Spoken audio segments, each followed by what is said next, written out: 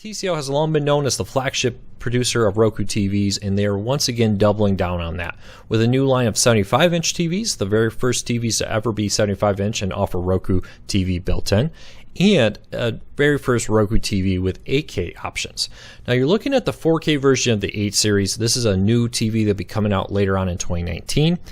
This also will include a 75-inch version. The TCL 6 series, which was announced last year and released last year, will be also offering a 75-inch version, now currently available for pre-order at places like Best Buy and in more stores to come like Amazon in the weeks and months to come.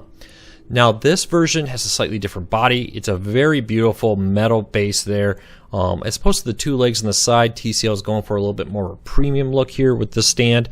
I like it because it looks like you could easily hide the cables down the middle there, where on older TVs with the two legs on the ends, it's kind of hard to hide the cables. And you see this power cable and HDMI cable dangling down in the back, something I'm not a big fan of. So I'm a little excited about that. They did make it clear that this is a reference design. The actual look of the TV may be slightly altered when the time comes for it to launch. So keep that in mind. Often when you see these at CES, we're almost a half year out maybe from release. It's not unusual for them to alter the design slightly, maybe a little different color, a little different leg base, and so on. So this is the 4K version of that. It will be cheaper than the 8K of the 8 series. We don't know how much cheaper. The 8K version will start at under $1,800 and go from there. But the 4K version will be cheaper. We don't know how much cheaper. We don't know exactly when they'll be released, but it will be a cheaper option if you want the more beautiful looking stand, you want the big 75-inch picture on it, but you're not really interested in 8K.